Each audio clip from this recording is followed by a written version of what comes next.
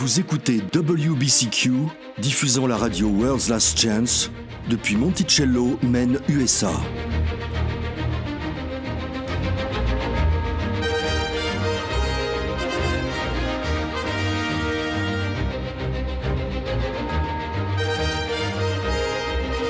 Crimes violents, troubles politiques, instabilité financière, tout indique une crise imminente, une crise sans précédent.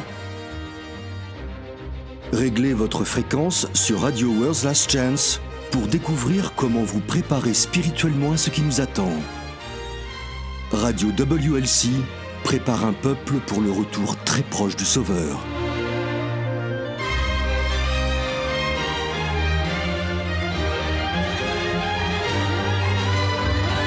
Bonjour à tous et bienvenue sur Radio World's Last Chance. Je suis votre animateur Denis Lefort et je tiens à vous remercier d'être à l'écoute et de nous faire participer à votre journée.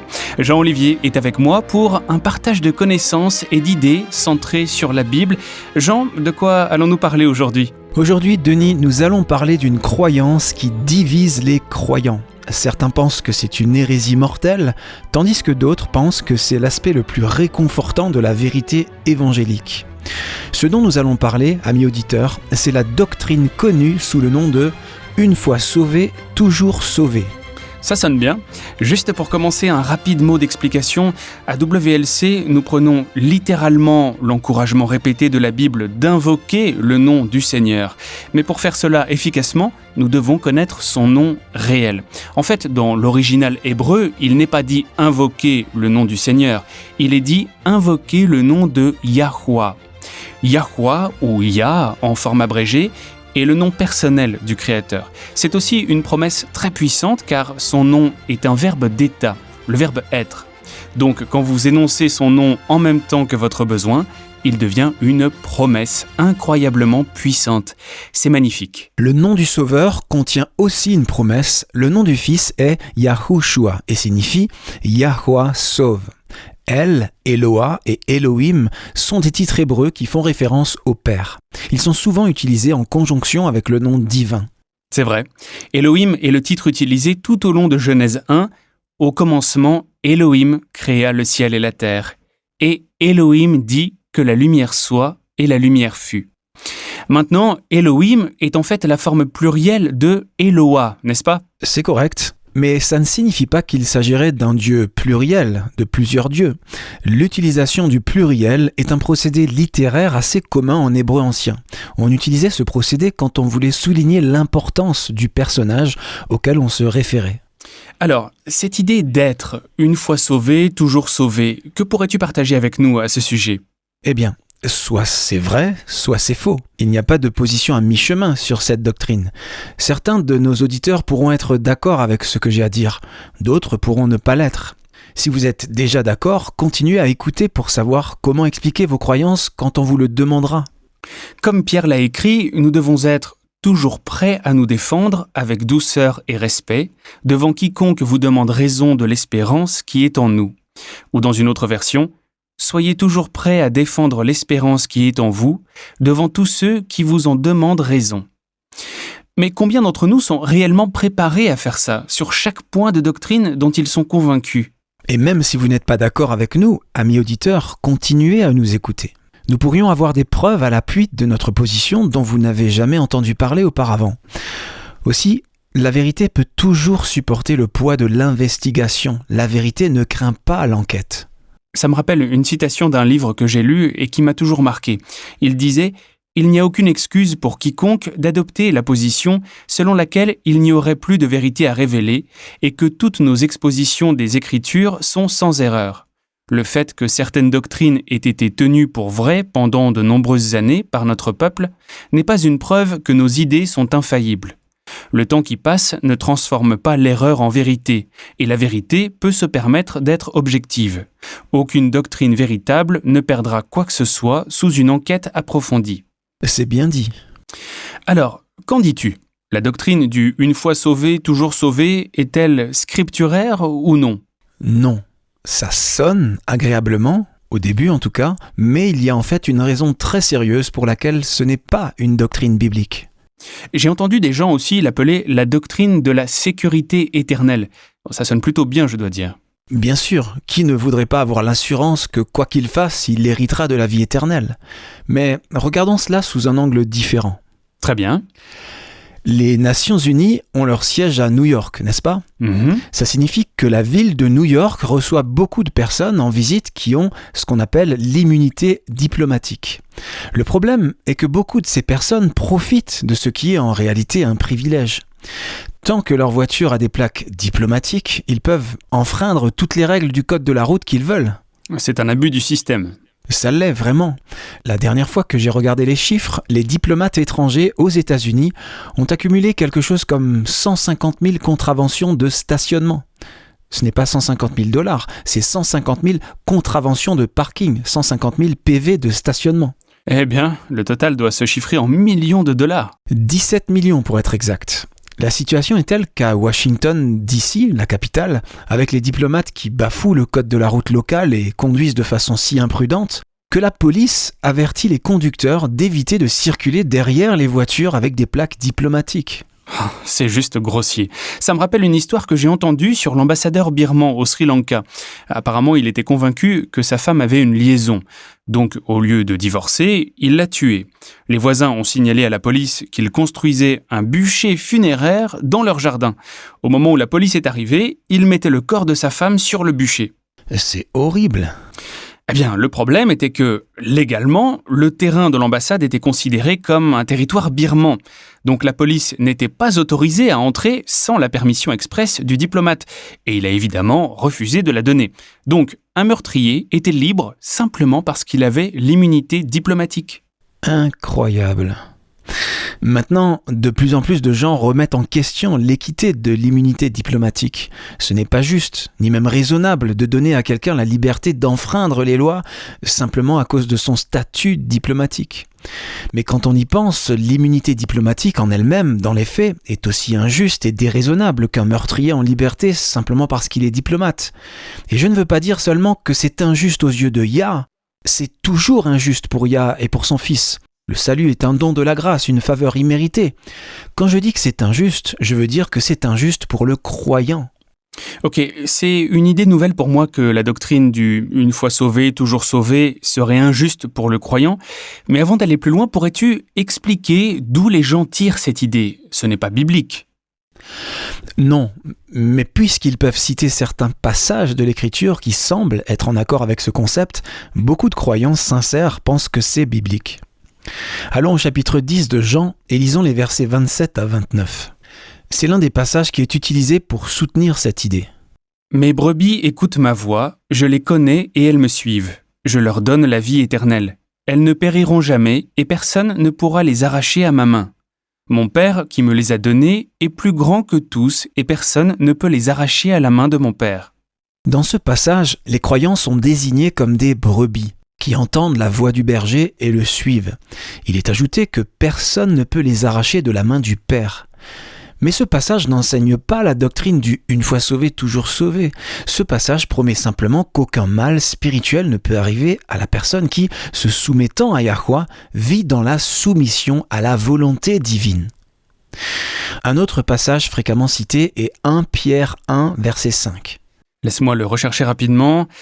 Voilà, il est écrit « Vous qui êtes gardés par la puissance de Yah au moyen de la foi, pour le salut, prêt à être révélé dans les derniers temps. » Encore une fois, il ne s'agit pas là de sécurité éternelle. Ce n'est pas dire qu'une personne ne peut pas être perdue. C'est simplement réitérer le fait que Yah a le pouvoir de préserver tous ceux qui se confient en lui. Il est intéressant de noter que dans le passage de Jean 10, les croyants sont comparés à des brebis. Maintenant, les petits agneaux blancs peuvent être mignons, mais quiconque a déjà côtoyé des moutons vous dira qu'ils ne sont pas parmi les animaux les plus futés. Non, sérieux, ils sont plutôt stupides. Mais plus que ça, en fait, les moutons sont connus pour s'égarer. Ésaïe a écrit « Nous étions tous comme des brebis égarées. Chacun suivait sa propre voie. » Donc, si je comprends bien, tu dis que si une personne cesse d'abandonner sa volonté à Yah, si elle commence à pécher sciemment, alors elle sera perdue, même si elle avait auparavant accepté le don du salut. C'est ce que je dis. Yahweh ne forcera jamais la volonté humaine. Satan utilise la force pour contraindre. Yahweh, non. Il respecte toujours le libre arbitre. C'est pourquoi l'Écriture abonde en avertissements sur ce qui arrivera à ceux qui, après avoir accepté le salut, s'égarent. Examinons une autre parabole du Sauveur. Elle se trouve dans Luc 15. Lisons les versets 1 à 7. Tous les collecteurs d'impôts et les pêcheurs s'approchaient de Yahushua pour l'écouter. Mais les pharisiens et les spécialistes de la loi murmuraient, disant « Cet homme accueille des pécheurs et mange avec eux. » Alors il leur dit cette parabole. « Si l'un de vous a 100 brebis et qu'il en perd une, ne laisse-t-il pas les 99 autres dans le désert pour aller à la recherche de celle qui est perdue jusqu'à ce qu'il la retrouve ? Lorsqu'il l'a retrouvée, il la met avec joie sur ses épaules, et de retour à la maison, il appelle ses amis et ses voisins et leur dit « Réjouissez-vous avec moi, car j'ai retrouvé ma brebis qui était perdue. » De même, je vous le dis, il y aura plus de joie dans le ciel pour un seul pécheur qui se repent que pour 99 justes qui n'ont pas besoin de changer d'attitude. Il est important de noter le contexte ici. Ceux qui enseignent la doctrine du « une fois sauvé, toujours sauvé » diront que la promesse de sécurité éternelle est réservée à ceux qui ont déjà été sauvés. Elle n'est pas pour les mondains, ceux qui vivent selon le monde. Mais dans cette parabole, nous pouvons voir clairement que cette brebis a appartenu à un moment donné au grand berger. C'est écrit juste là, au verset 4. « Si l'un de vous a 100 brebis et qu'il en perd une, ne laisse-t-il pas les 99 autres dans le désert pour aller à la recherche de celle qui est perdue jusqu'à ce qu'il la retrouve ?» Ou dans une autre version, « Quel homme d'entre vous, s'il a 100 brebis et qu'il en perd une, ne laisse les 99 autres dans le désert pour aller après celle qui est perdue jusqu'à ce qu'il la retrouve ?» Si l'un de vous a 100 brebis, s'il a 100 brebis, s'il a du verbe avoir, cela montre la possession. La brebis perdue était à l'origine comptée comme l'une des 100 brebis. Elle appartenait donc au grand berger, et le berger la comptait comme l'une des siennes. Cela avant que cette seule brebis ne s'égare. Je vois ça. Il est intéressant aussi que la dernière partie du verset 4 souligne que le berger recherche celle qui est perdue. Ça met à mal l'idée qu'on ne peut pas se perdre après avoir été sauvé. Et pour ceux d'entre vous qui seraient tentés de dire que la brebis n'a jamais été vraiment sauvée, je ne peux pas être d'accord. Il est dit ici même que ce n'était pas n'importe quelle brebis. Ce n'était pas une brebis qui s'était égarée du troupeau du voisin. Elle appartenait au berger de la parabole, le grand berger. Elle était considérée comme faisant partie de son troupeau. Et pourtant, elle s'est égarée. C'est ce qui se passe lorsqu'un croyant, qui a été sauvé et a donné son cœur à Yahweh, change d'avis plus tard et s'éloigne. Nous avons tous ce « droit » entre guillemets. Si on applique la parabole à notre vie moderne, quotidienne, comment dirais-tu qu'une personne qui a été sauvée peut être en train de s'égarer ? C'est très simple et très facile à faire. Vous commencez à vous coucher trop tard la nuit, de sorte que vous êtes trop fatigué pour vous lever tôt pour vos dévotions personnelles avec Yah. Vous appuyez sur le bouton de répétition de l'alarme. Au lieu de passer du temps dans la parole de Yah, vous préférez passer votre temps à regarder un film ou à jouer à des jeux vidéo. Plus vous sacrifiez votre marche spirituelle pour vous adonner à des activités mondaines, plus vous trouverez l'étude de la Bible désagréable, et moins vous aurez envie de le faire.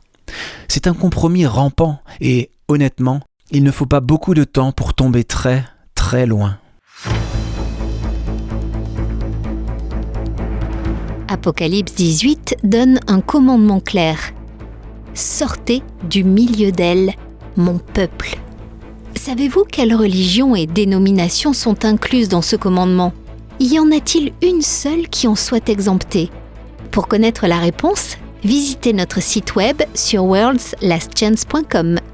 Nous avons fait un examen minutieux des dénominations qui composent le christianisme ainsi que les différentes religions du monde. Il est important de savoir si votre église ou religion est exempte de cet appel à sortir du milieu d'elle, car les conséquences du fait de rester dans Babylone sont terribles. Rendez-vous sur worldslastchance.com et lisez « Sortez d'elle, mon peuple ». Il se peut que votre salut éternel en dépende.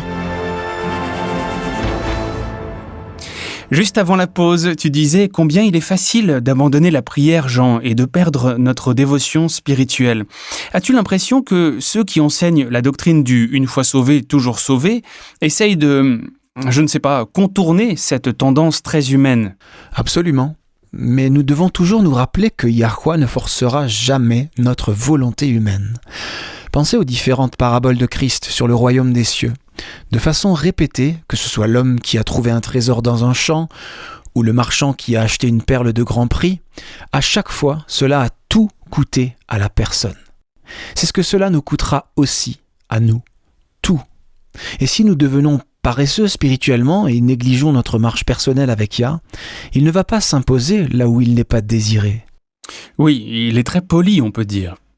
Regardons maintenant le verset 24 de la lettre de Jude. Il n'y a qu'un seul chapitre dans Jude, alors allons directement au verset 24. Ce sont les remarques finales de Jude dans sa courte épître. Qu'est-ce qui est écrit ? À celui qui peut vous garder de toute chute et vous faire paraître devant sa gloire irréprochable et dans l'allégresse. Yahweh a le pouvoir de nous garder fidèles, mais il ne le fait pas en nous enlevant la liberté de choix, ce qui est exactement ce qui arrive avec l'idée qu'une fois que vous êtes sauvés, vous ne pourriez plus jamais être perdus. Au contraire, quand nous nous abandonnons à lui, il écrit sa loi sur nos cœurs. C'est de cela que parle Jude. C'est une transformation complète et totale du caractère. C'est ainsi qu'il nous empêche de trébucher, et non en supprimant notre libre arbitre. C'est cet abandon quotidien qui est si important. Et oui, cela nécessite l'exercice libre de notre volonté. Vous vous souvenez de l'analogie de Christ de la vigne et des sarments ? Il a raconté cette parabole pour pouvoir expliquer ce qui se passe si nous choisissons de ne pas demeurer en lui. Je l'ai ici, écoutez, Jean 15, verset 6. Il est écrit « Si quelqu'un ne demeure pas en moi, il est jeté dehors comme le sarment, et il sèche. Puis on ramasse les sarments, on les jette au feu, et ils brûlent. » Les sarments ne sont pas des mauvaises herbes qui n'ont jamais été reliées à la vigne. Oui, c'est un point important. Un sarment ne peut pousser que s'il est relié au cep. Les sarments dans cette parabole font référence à ceux qui, à un moment donné, étaient étroitement liés à Christ. Ils ont reçu la nourriture spirituelle nécessaire pour grandir, mais, exerçant leur liberté de choix, divinement donnée, ils se sont retirés de leur source de vie. Ils sont devenus infructueux et ont finalement été rejetés. Il semble donc que l'Écriture enseigne exactement le contraire de la sécurité éternelle. Tu as raison. Il est possible d'accepter le salut et plus tard d'exercer son libre arbitre et de retourner à une vie de rébellion contre Yah. Paul l'avait compris. En utilisant l'illustration de la course à pied, il a parlé des sacrifices que les athlètes font pour essayer de gagner un prix. Lisons-le, c'est dans 1 Corinthiens 9, versets 24 à 27. Et ce que j'aimerais porter à votre attention, amis auditeurs, c'est qu'il termine ce passage en disant que même lui, Paul, pouvait se perdre. Ne savez-vous pas que les concurrents dans le stade courent tous, mais qu'un seul remporte le prix ? Courez de manière à le remporter. Tous les athlètes s'imposent toutes sortes de privations, et ils le font pour obtenir une couronne qui va se détruire. Mais nous, c'est pour une couronne indestructible. Moi donc, je cours, mais pas comme à l'aventure. Je boxe, mais non pour battre l'air. Au contraire, je traite durement mon corps et je le discipline, de peur d'être moi-même disqualifié après avoir prêché aux autres. Paul lui-même reconnaît que même après avoir prêché aux autres et gagné tant d'âmes à Christ, il était encore possible que lui, Paul, soit perdu, lui aussi. Être sauvé n'avait pas supprimé sa liberté de choix personnel. Il pouvait encore, par les choix qu'il faisait, perdre la vie éternelle. Ainsi, pourrait-on dire que la mort de Yahushua fournit en quelque sorte une immunité diplomatique pour les péchés passés, mais qu'elle ne supprime pas la responsabilité des péchés actuels commis en connaissance de cause. Précisément. Le mot traduit ici par « disqualifié » vient du mot grec « adokimos », qui signifie « non approuvé », c'est-à-dire « rejeté », par implication « sans valeur », « naufragé »,« rejeté »,« réprouvé ». Réprouvé est un choix de mot intéressant. Nous ne l'utilisons plus beaucoup, mais il a beaucoup de sens. Utilisé comme nom, un réprouvé désigne une personne abandonnée au péché, une personne perdue pour la vertu et la religion. Ce mot est utilisé plusieurs fois dans les Écritures. L'utilisation la plus claire du mot réfute aussi directement la doctrine du « une fois sauvé, toujours sauvé ». C'est dans Romains 1, versets 18 à 32. Alors, nous n'allons pas prendre le temps de lire tout le passage maintenant, mais si certains d'entre vous veulent le lire plus tard par vous-même, c'est Romains 1, versets 18 à 32. Paul déclare spécifiquement ici que bien que ces réprouvés connaissaient Yahweh, au verset 21, ils se sont quand même accrochés obstinément au péché.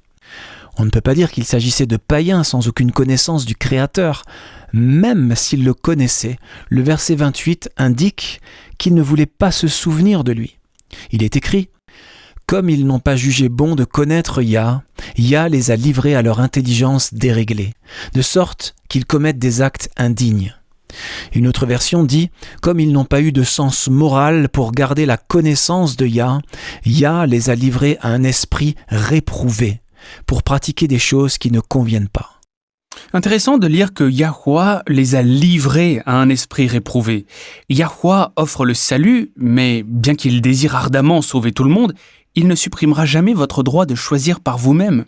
Vous ne voulez pas avoir une relation avec lui? Il ne va pas vous forcer à en avoir une. Et Pierre avait aussi compris cela. Lisons 2 Pierre, chapitre 2, versets 20 à 22.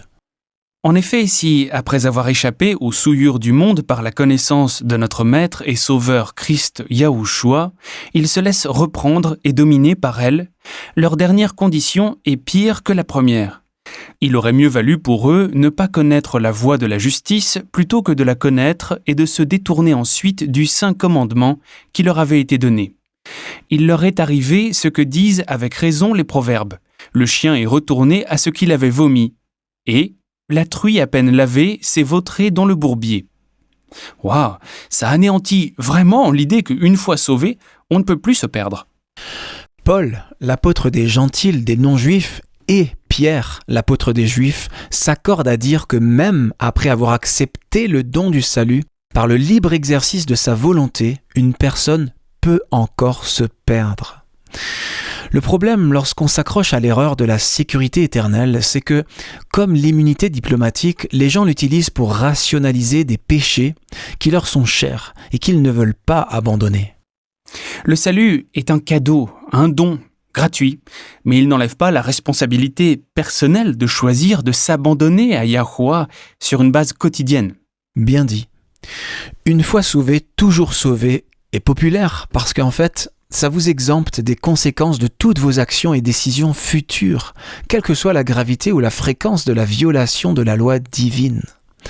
C'est une sorte d'immunité diplomatique divine qui, suppose-t-il, couvre tout ce qu'ils font parce que maintenant, ils sont sauvés. C'est une supposition dangereuse à faire. Selon Jean 16, verset 8, l'œuvre de l'Esprit Saint est de convaincre le monde en ce qui concerne le péché, la justice et le jugement. L'Esprit Saint peut vous convaincre d'abandonner un péché particulier, mais si vous croyez au principe « une fois sauvé, toujours sauvé », vous allez balayer ces convictions du revers de la main en les qualifiant de simples doutes. Ne faites jamais cela parce que rejeter continuellement l'influence de l'Esprit Saint est le seul péché impardonnable à la fin. Quand le pouvoir d'attraction de l'Esprit Saint est continuellement rejeté, il n'y a rien de plus que le ciel puisse faire pour vous. Lisons Hébreux 6, versets 4 à 6, où il est décrit le sort de tous ceux qui renoncent à suivre le Sauveur. En effet, ceux qui ont été une fois éclairés, qui ont goûté au don céleste, qui ont eu part au Saint-Esprit, qui ont goûté à la bonne parole de Yah et aux puissances du monde à venir, et qui pourtant sont tombés, il est impossible de les amener une nouvelle fois à changer d'attitude, puisqu'ils crucifient de nouveau pour eux-mêmes le Fils de Yah et le déshonorent publiquement. Maintenant, quelqu'un pourrait dire que si une personne tombe, c'est qu'elle n'a jamais été vraiment sauvée. Mais ça ne correspond pas à ce que dit ce passage de l'Écriture. Eh bien oui, Paul dit ici qu'ils ont été une fois éclairés. Si vous tournez le dos à la grâce divine, l'amour divin ne vous forcera jamais à rester contre votre volonté. Hébreux 10, verset 26 nous dit « Car si nous péchons volontairement après avoir reçu la connaissance de la vérité, il ne reste plus de sacrifice pour les péchés. » Quelle est, selon toi, Jean, la pire chose à propos de cette doctrine? Qu'elle crée une situation dans laquelle les gens rejettent les convictions de l'Esprit Saint? Non, je dirais que le pire dans la doctrine du « une fois sauvé, toujours sauvé, c'est ce qu'elle enseigne sur le caractère de Yahweh. Dans Jean 3, 16 et 17, il est écrit « Car Yah a tant aimé le monde qu'il a donné son Fils unique, afin que quiconque croit en lui ne périsse point, mais qu'il ait la vie éternelle. Yah, en effet, n'a pas envoyé son Fils dans le monde pour qu'il juge le monde, mais pour que le monde soit sauvé par lui. » Le fait d'hériter une nature pécheresse a volé à chaque fils et fille d'Adam la capacité de choisir par eux-mêmes qui ils allaient servir, Yahweh ou Satan. Le sacrifice de Yahushua n'a pas garanti que tout le monde serait sauvé. Ce qu'il a fait, c'est de rendre le droit à chacun de choisir par soi-même et pour soi-même, plutôt que de perdre la vie éternelle à cause d'un autre, c'est-à-dire du choix d'Adam. Je peux comprendre ça. Si Yahweh a fait tant de sacrifices pour garantir la liberté de choix, il ne va jamais retirer ce droit de choisir une fois que l'individu est dans une relation de salut avec le Sauveur. Le péché asservit la volonté. La rédemption la remet en harmonie avec Yahweh. Mais cela ne vous transforme pas soudainement en une sorte d'esclave mental sans volonté. Vous avez toujours le pouvoir de choisir et Yahweh ne vous le retirera jamais en vous imposant sa volonté. Donc, en substance, la Bible enseigne que les croyants sont en sécurité tant qu'ils restent fidèles à Yahweh. Mais si quelqu'un choisit de lâcher la main de Yahushua, il n'a pas cette assurance. Non. Romains 6, verset 23 nous dit que le salaire du péché, c'est la mort. Même pour ceux qui, à un moment donné, avaient accepté le salut. L'erreur est ce qui nous sépare de Yah, qui est la source de la vie et de l'amour. Le fait qu'il ait sacrifié son propre fils pour assurer la liberté de choix et qu'il continue à permettre à chacun de conserver cette liberté de choix démontre un amour si profond, si vaste que notre esprit commence à vaciller quand on y pense. Il est impossible de se faire une idée complète d'un tel amour. Merci Jean, tu as partagé de nouvelles perspectives à mes yeux et je suis sûr que nos auditeurs ont trouvé cela intéressant autant que moi.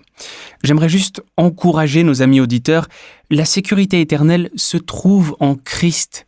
Rapprochez-vous de lui. Nous n'avons pas besoin de la doctrine du « une fois sauvé, toujours sauvé », pas quand Yahweh est capable de nous garder à l'abri de tout danger. C'est là que réside notre assurance, en lui. Et la bonne nouvelle est qu'il ne violera jamais notre individualité, notre personnalité, notre liberté de choix. Cependant, lorsque vous choisissez de lui abandonner votre volonté, il vous gardera. Comme le dit un hymne célèbre, c'est notre assurance bénie. Ne partez pas, les amis, à notre retour, nous répondrons à vos questions envoyées dans notre courrier des auditeurs. Restez à l'écoute.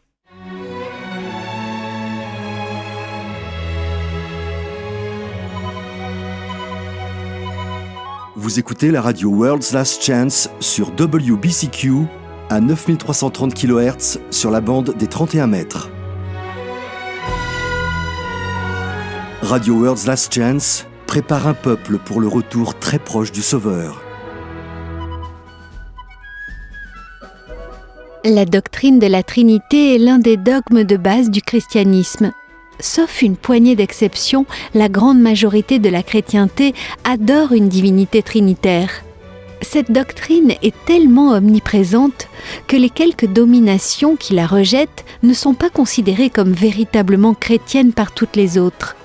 Le fait vraiment étonnant, cependant, est qu'une divinité trinitaire ne peut vraiment pas être soutenue à partir des Écritures. Elle provient de l'ancien paganisme. Le seul passage des Écritures qui fait référence à une divinité trinitaire est clairement un ajout au texte original opéré près de 1000 ans après Christ. Pour connaître la vérité biblique sur cet enseignement, rendez-vous sur worldslastchance.com et cliquez sur l'icône Radio WLC. Écoutez l'épisode intitulé « Un seul Yah ou Dieu Trinitaire, la vraie nature du Créateur ». Apprenez la vérité, car cette erreur nous cache l'amour du Père.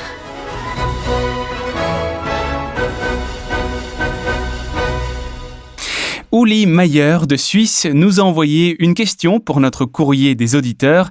Je pense que vous trouverez cela très intéressant. Elle demande « Que pensez-vous de la particule de Dieu ? Quelle signification a-t-elle pour notre perspective chrétienne de l'univers ?» C'est un domaine d'étude vraiment intéressant. Avant de répondre à la question d'Uli, cependant, définissons ce que l'on entend par particule de Dieu, juste pour que tout le monde sache de quoi nous parlons.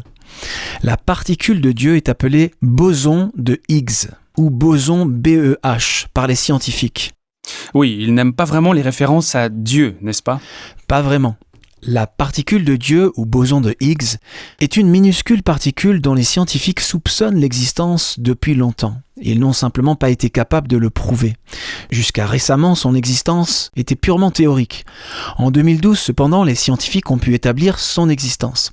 Selon CBS News, le boson de Higgs est souvent appelé la particule de Dieu car il serait à l'origine du Big Bang, qui a créé notre univers il y a de nombreuses années. Le surnom s'est répandu si rapidement, même si les scientifiques et le clergé ne l'apprécient guère, en partie parce qu'il explique très bien ce qu'il est censé faire. Le boson de Higgs est ce qui relie toutes les choses et leur donne de la matière. Donc, en d'autres termes, c'est l'élément le plus fondamental, le plus basique qui crée l'univers tel que nous le connaissons. Il donne de la masse à la matière. C'est juste. Les scientifiques n'ont pas encore vu la particule de Dieu, mais ils s'en sont approchés.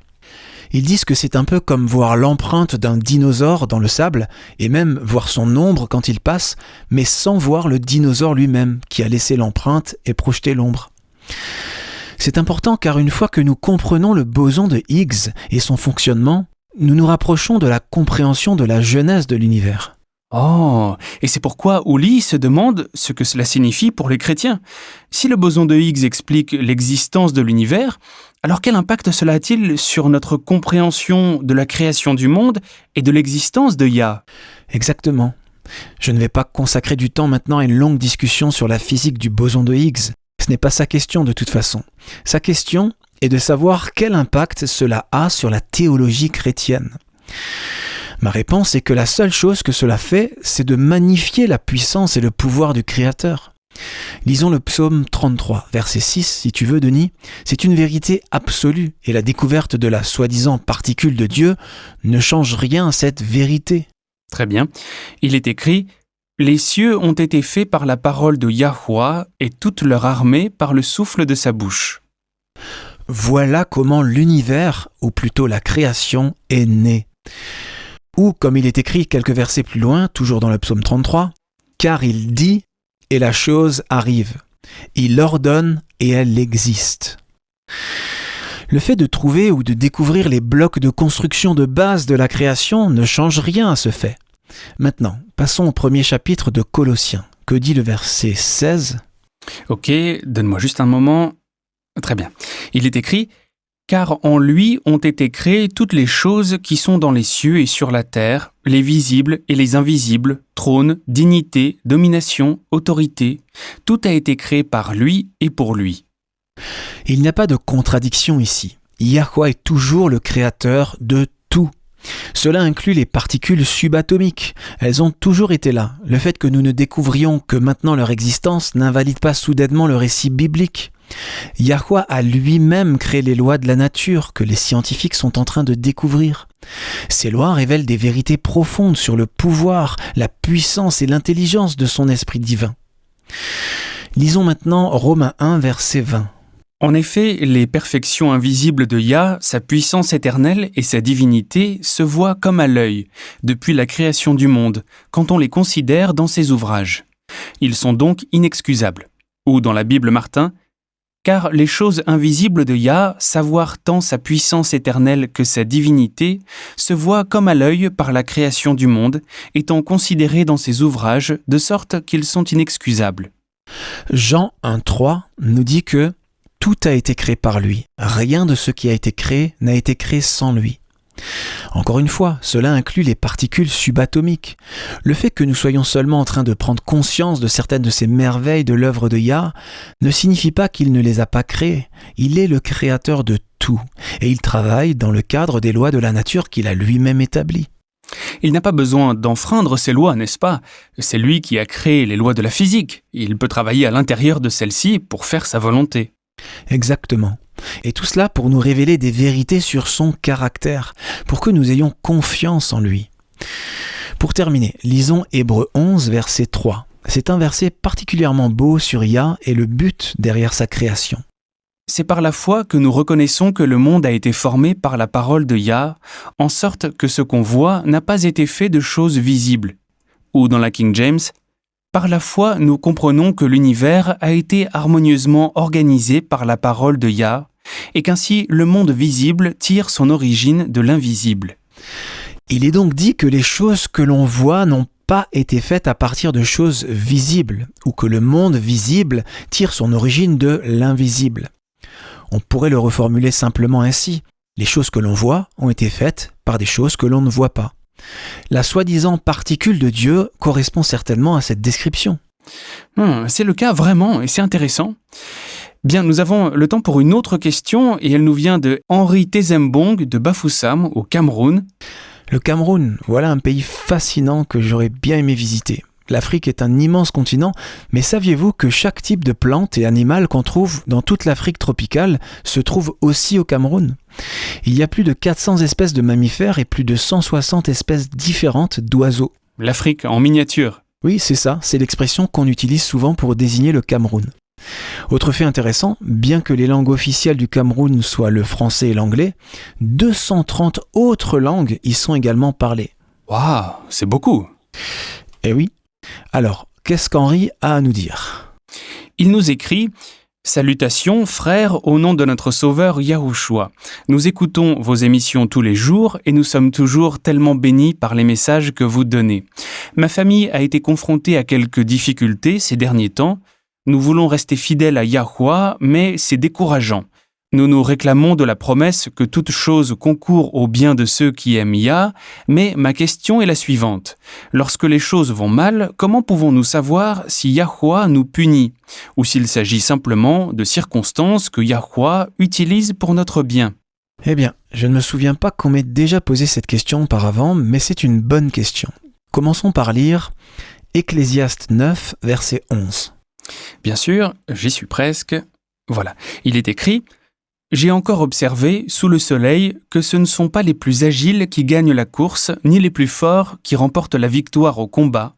Ce ne sont pas les sages qui ont du pain, et la richesse n'appartient pas aux hommes intelligents, et les faveurs ne récompensent pas les plus savants, car chacun rencontre tour à tour des circonstances favorables et des circonstances défavorables. » Ce passage nous dit que même si Yah est en charge, au contrôle de tout, nous ne pouvons pas supposer qu'il nous discipline à chaque fois que quelque chose ne va pas. Parfois, les mauvaises choses arrivent, tout simplement.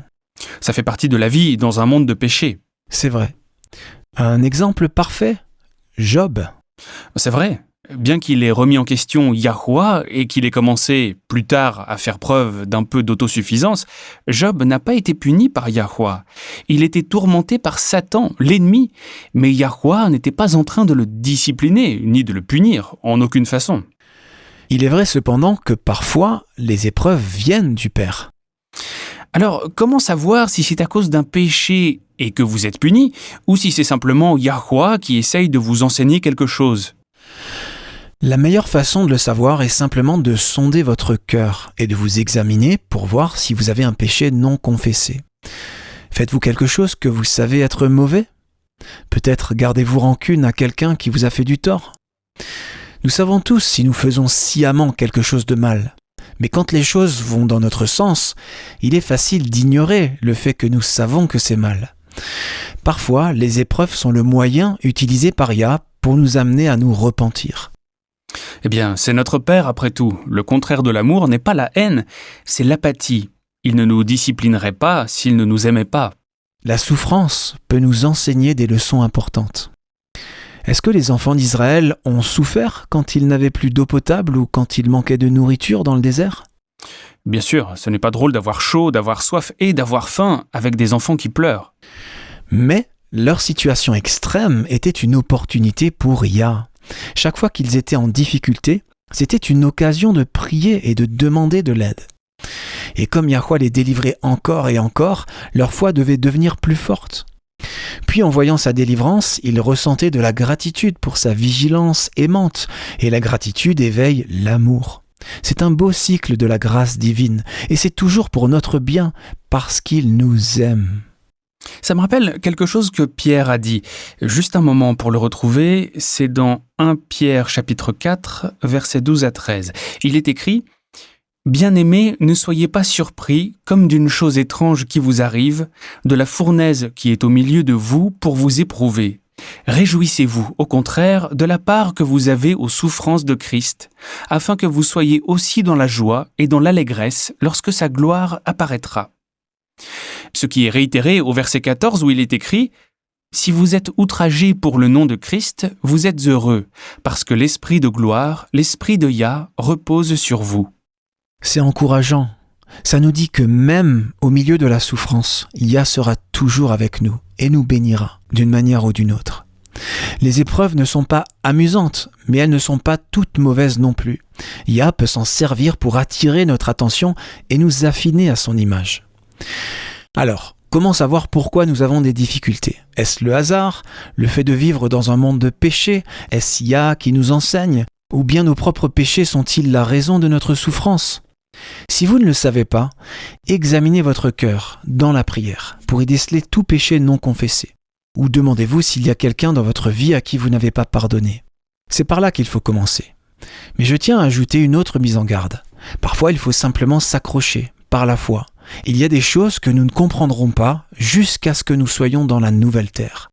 Mais la promesse est que, lorsque nous y serons enfin, Yahweh lui-même nous réconfortera et nous ne souffrirons plus jamais.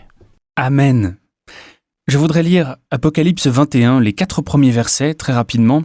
C'est une promesse si puissante à laquelle nous pouvons nous accrocher quand nous traversons des épreuves et des difficultés. C'est une promesse que nous pouvons revendiquer. Il est écrit « Puis je vis un nouveau ciel et une nouvelle terre, car le premier ciel et la première terre avaient disparu, et la mer n'était plus.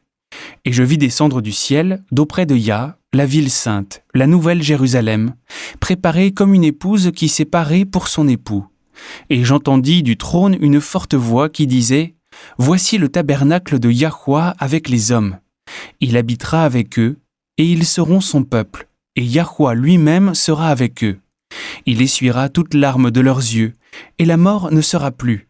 Et il n'y aura plus ni deuil, ni cri, ni douleur, car les premières choses ont disparu. » C'est tout ce à quoi nous avons le temps de répondre aujourd'hui, mais continuez à nous envoyer vos questions et vos commentaires, chers auditeurs, nous apprécions toujours d'avoir de vos nouvelles.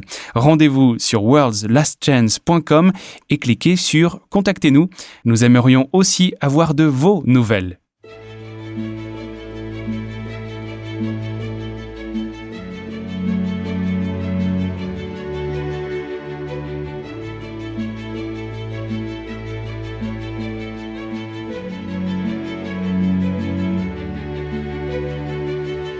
De nombreux adultes auraient aimé avoir la possibilité d'étudier la religion à l'université. Il n'est pas trop tard. Sur worldslastchance.com, nous avons des centaines d'articles et de vidéos sur de nombreux sujets religieux et spirituels différents, et de nouveaux contenus sont ajoutés en permanence. Certains articles donnent des conseils sur comment vivre une vie chrétienne victorieuse. D'autres articles approfondissent des passages incompris de l'Écriture et expliquent ce que signifiait l'hébreu original. Nous proposons aussi de nombreux articles et vidéos sur les prophéties. Paul a dit à Timothée « Toute écriture est inspirée de Dieu et utile pour enseigner, pour convaincre, pour corriger, pour instruire dans la justice, afin que l'homme de Dieu soit accompli et propre à toute bonne œuvre. » Si vous lisez attentivement le contenu de notre site web, vous aurez une base solide non seulement dans les vérités doctrinales, mais vous connaîtrez aussi les secrets d'une prière efficace et comment étudier la Bible pour découvrir la vérité par vous-même. Visitez notre site worldslastchance.com. Il n'est jamais trop tard pour commencer. worldslastchance.com prépare un peuple pour le retour très proche du Sauveur.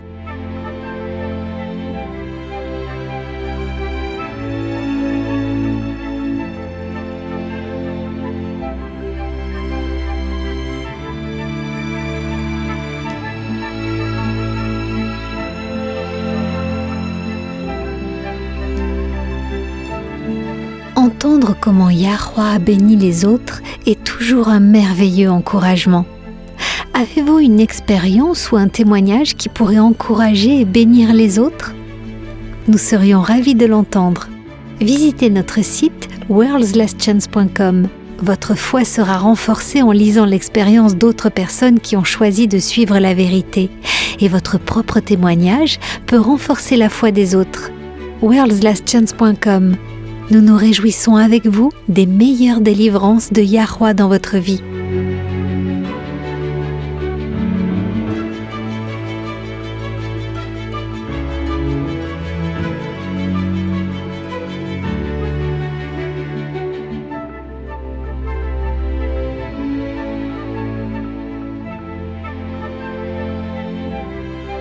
Êtes-vous confronté à une situation où vous avez besoin d'aide et de conseils divins? Il y a de la puissance dans la prière. Yahweh n'aspire qu'à répondre à la prière de la foi. Si vous souhaitez que d'autres personnes se joignent à vous dans la prière, visitez notre site web et cliquez sur « Demande de prière ». L'équipe WLC prie chaque jour sur la liste de prières et d'autres personnes dans le monde entier peuvent se joindre à vous pour chercher la face du Père. N'oubliez pas, la prière fait bouger le bras de la Toute-Puissance. Nous nous joignons à vous dans la prière sur worldslastchance.com.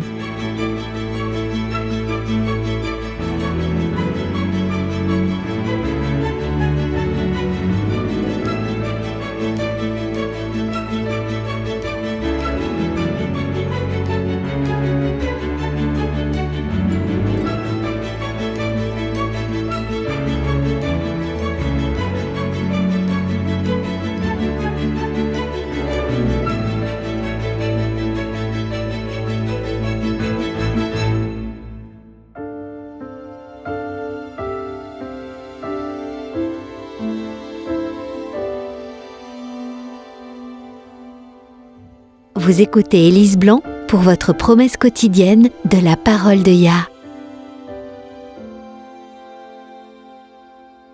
En 2000, Cornelius Anderson a dévalisé un fast-food sous la menace d'une arme. Il a été arrêté, jugé et reconnu coupable. Le tribunal l'a condamné à 13 ans de prison, mais l'a libéré sous caution. On lui a dit de rentrer chez lui et d'attendre les ordres pour savoir quand et où il devait aller purger sa peine de prison. Les ordres ne sont jamais arrivés. À cause d'une erreur d'écriture, Anderson n'est jamais allé en prison. Beaucoup de gens dans sa situation auraient continué à commettre d'autres crimes, mais pas Anderson. Il a pris la décision de changer de vie. Il a créé sa propre entreprise de construction. Il a également commencé à rendre service à la communauté. Il est devenu entraîneur de football pour les jeunes et a passé du temps à faire du bénévolat dans son église. Finalement, il s'est marié et a fondé une famille. Il était apprécié et respecté au sein de sa communauté. Personne n'aurait découvert son passé si ce n'est que 13 ans plus tard, au moment où il aurait dû sortir de prison, l'État a découvert l'erreur. Anderson a immédiatement été arrêté et mis en prison. La nouvelle de l'histoire d'Anderson, de sa vie transformée et de son arrestation s'est répandue dans le monde entier. Une pétition en ligne a été lancée pour demander sa libération. Elle a reçu plus de 35 000 signatures. Près d'un an après son arrestation, Anderson a comparu devant un juge. Le juge a reconnu qu'Anderson était effectivement devenu un homme changé et lui a crédité des années qu'il aurait dû passer en prison. 10 minutes seulement après le début de l'audience, Anderson a été relâché. Il était un homme libre. S'adressant aux journalistes à l'extérieur du palais de justice, Anderson leur a dit combien il était reconnaissant à Yah pour sa libération. Le plus grand miracle de tout, cependant, était sa vie transformée, qui avait commencé par un cœur transformé.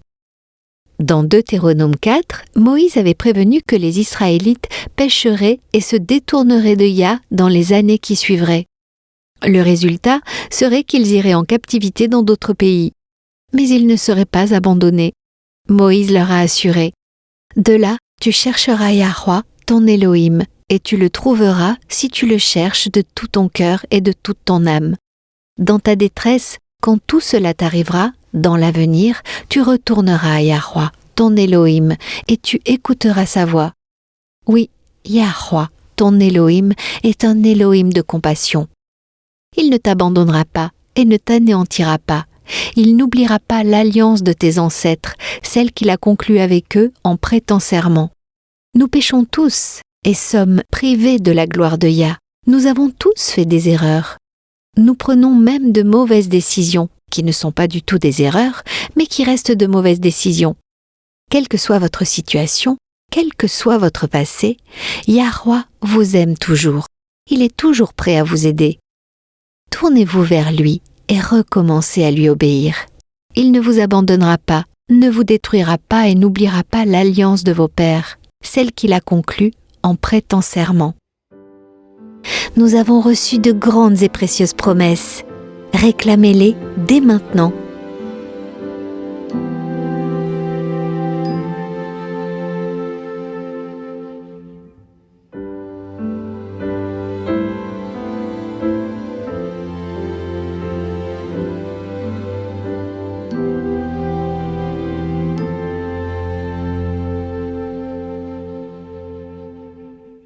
La vérité vraiment incroyable de l'Évangile est que Yahweh peut sauver et sauve les pécheurs, tout en laissant leur libre arbitre intact.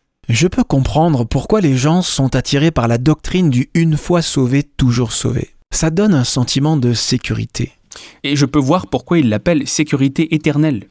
C'est sûr, quel humain déchu n'aimerait pas bafouer la loi de Yah et être quand même assuré d'être sauvé ? Mais cette assurance, cette soi-disant sécurité éternelle, a un coût élevé, et c'est le libre arbitre. Yahweh ne veut pas d'esclaves de l'esprit. Si c'était le cas, il aurait créé les anges et les humains sans la capacité de choisir par eux-mêmes. Quand Adam et Ève ont péché, leur volonté est devenue l'esclave de Satan. C'est l'effet du péché sur la volonté humaine. Il l'a toujours fait et le fera jusqu'à la fin. Le fait que Yahushua soit mort sur la croix n'a pas dicté que chaque âme née depuis la création serait sauvée. Ce n'est pas ainsi que cela fonctionne. On n'ira pas tous au paradis, les amis, comme le dit la chanson trompeuse. Apocalypse 20 indique très clairement que certaines personnes seront perdues. La mort de Christ à la croix n'a fait qu'une chose. Elle a fourni l'expiation et offert le pardon pour que chacun puisse avoir une seconde chance de choisir par soi-même à qui il ou elle désire obéir, Yah ou Satan. Cela ne nous a pas enlevé le droit de choisir à nouveau par nous-mêmes, nous obligeant à être sauvés contre notre volonté, que nous le voulions ou non. Ce que cela a fait, c'est de garantir notre liberté de choix. Oui, une fois sauvé, toujours sauvé, enlève cette liberté de choix. Mais je peux voir pourquoi certains sont attirés par cette doctrine. Oh bien sûr, il y a une raison pour laquelle il l'appelle sécurité éternelle. Alors, quelle assurance a le croyant quand cette doctrine est rejetée ? Je veux dire, une fois sauvé, toujours sauvé peut ne pas être biblique, mais nous voulons tous l'assurance divine. Quelle assurance de salut les croyants peuvent-ils avoir, même si cette doctrine est rejetée ? Les paroles de Yahweh lui-même. Rappelez-vous, chaque mot que Christ a prononcé vient du Père lui-même. Donc, avec ceci en tête, lisons Jean 6, verset 37. « Tous ceux que le Père me donne viendront à moi, et je ne mettrai pas dehors celui qui vient à moi. » Maintenant, tournons-nous vers Ésaïe 55 et lisons les versets 6 et 7. Nous avons discuté de ce chapitre dans une émission précédente. C'est un passage puissant. Cherchez Yahweh pendant qu'il se trouve, invoquez-le tandis qu'il est prêt. Que le méchant abandonne sa voie et l'homme d'iniquité ses pensées, qu'il retourne à Yahweh, qui aura pitié de lui, à notre Elohim, qui ne se lasse pas de pardonner. Ou pour être plus précis dans la version King James, car il pardonne abondamment. C'est la parole du Tout-Puissant lui-même qui nous assure que lorsque nous nous tournons vers lui, il aura pitié de nous et nous pardonnera abondamment. Pour ajouter encore plus d'assurance, les versets qui suivent nous disent que la parole de Yah contient elle-même le pouvoir de faire ce qu'il dit. Il utilise l'illustration de la pluie qui descend du ciel en créant une réaction dans la terre pour que les plantes poussent et produisent. Lisons maintenant les versets 10 et 11. Comme la pluie et la neige descendent des cieux et n'y retournent pas sans avoir arrosé, fécondé la terre et fait germer les plantes, sans avoir donné de la semence au semeur et du pain à celui qui mange, ainsi en est-il de ma parole qui sort de ma bouche. Elle ne retourne point à moi sans effet, sans avoir exécuté ma volonté et accompli mes desseins. Ça veut dire que la puissance divine, la puissance qui a donné naissance à la création, est contenue dans la parole même de Yah. Donc, quand nous lisons 1 Jean 1, verset 9, « Si nous confessons nos péchés, il est fidèle et juste pour nous les pardonner et pour nous purifier de toute iniquité. » Eh bien, le pouvoir d'accomplir cette promesse est contenu dans les mots de la promesse elle-même. C'est là que réside notre confiance. Ça est l'amour infini, inépuisable et incomparable de Yah. C'est là que se trouve notre confiance. Pas en nous-mêmes, en lui. Je suis content que tu aies dit ça, Jean. Vous savez, ici à WLC, nous nous concentrons beaucoup sur les prophéties, et bien que je sois reconnaissant pour les prophéties qui nous permettent de savoir ce qui va se passer entre maintenant et le retour de Yahushua, en même temps, ces discussions peuvent être très, solennelles. Ce ne sera pas une promenade de santé entre maintenant et la fin.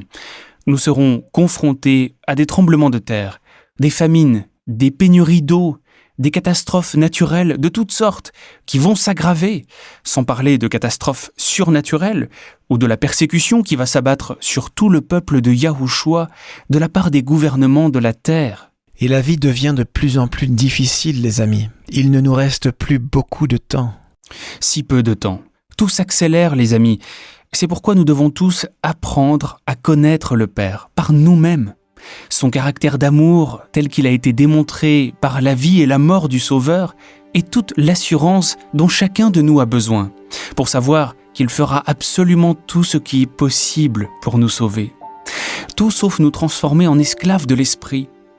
Il veut que nous choisissions de le servir librement, parce que nous l'aimons.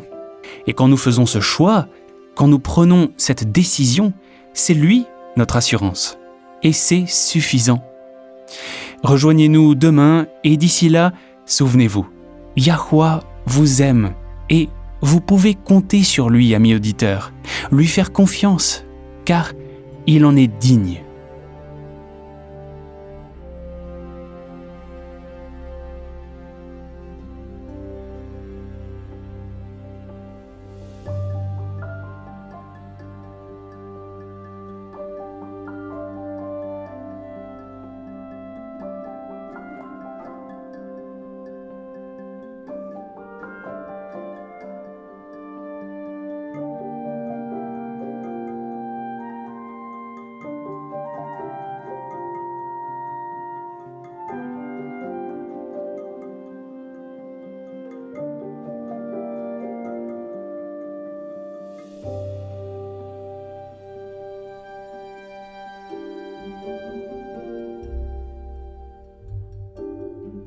Vous étiez à l'écoute de Radio WLC.